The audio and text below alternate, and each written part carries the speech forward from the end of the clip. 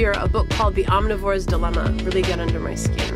It's a commentary about food systems in the U.S. The ways that we grow and buy food affect not only the environment, but the distribution of money and power in this country. In college, I was a philosophy major, and I've always been attracted to moral questions. Now, as an independent artist, touring conscientiously is tough. You make a lot of garbage, you burn a lot of fossil fuel, a lot of your food comes in a foil pouch that you have recently purchased from a gas station. But on the last leg of our Parts of Speech tour, the band and I decided to make a few changes in our habits. And along the tour routing, we visited farmers and markets and co-ops to learn more about different ways to buy and eat. Here at Truly Living Well, one of our mission statements is that we want to be able to educate the local community members on how to not only eat well, but truly live well. We want to show you that the food can be grown where you live in the cities and not just on open tracts of farmland, and also that you can grow enough food to sustain your family. We have a place in Orlando, and a lot of cities have little food deserts where, because of the cost of real estate, because of the demographics, grocery stores and stores that offer fresh local foods don't locate there. Finding ways to get that produce and stuff back into those neighborhoods is a real challenge. So urban farming is a great way to do that, is that it's right there. The more we do that with underserved communities in our region, the more those kids go, oh, I'll eat that. I don't even know what it is, but I grew it, so I'll eat it. Halfway through our project, the author of The Omnivore's Dilemma, Michael Pollan himself, agreed to meet with me. I traveled to Berkeley, California to talk with him about our undertaking and to ask him how and why individual people make daily change. The knowledge of the process does change how it tastes. I mean, taste is a very interesting thing. It's partly a chemical dance of chemicals on your tongue, but it's partly what you're bringing to it. On our swing through the southern U.S., we challenged ourselves to eat one locally sourced meal a day, which in some places is an objective that is way harder than it sounds. Look at all the freshness I hold within my hands here in Norman, Oklahoma.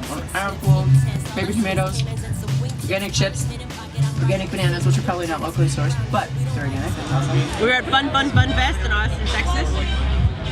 Catering was banging. Thank you. We are in Tallahassee at the indie farm called CLIF Greens, and like everything that we're eating today is grown on the farm. I don't know. I feel like this should count for 3 days of crispy rice and a little organic spinach wrap. That sounds banging. This locally sourced right here? Oh, this is not locally sourced. Oh, I'm just playing a little chopped, you know? Iron Chef over here. Really, I thought I'd make a nice dish featuring pineapple.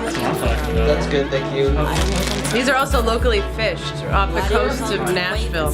When we do our grocery shopping, what are the decisions that we can make? I tend to look for local first. And plus, I like the idea of keeping farmers in my community going. I like the idea of preserving the agricultural landscape. Organic is important too, but it's important to remember now, we now have organic that's coming from halfway around the world. So organic and sustainable are no longer exactly synonymous. If you had one thing to say to a consumer who wasn't at the moment interested in supporting like local or sustainable agriculture, what is your single message?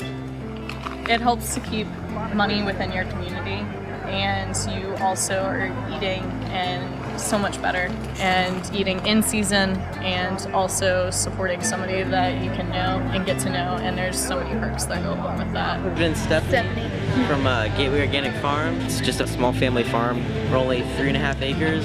We're the last farm in Pinellas County, and Pinellas County is the most densely populated county on the East Coast, south of New York City. I mean, if you're supporting a local economy, that's, you know, the best thing you can do for your community. In the end, I didn't find a fail-safe litmus test to bring along to the grocery store, which sort of drove me nuts because I'm pretty type A. But although there weren't many clear answers, there were a lot of good ideas. I buy local when I can, all the better if it's organic. And I do less of my shopping in grocery stores. I hit up the farmer's market or a co-op instead.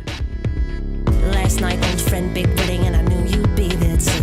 Look at us, all grown up, collared shirts and high-heeled shoes. You cross the room, just the decent thing to do. Make sure we're all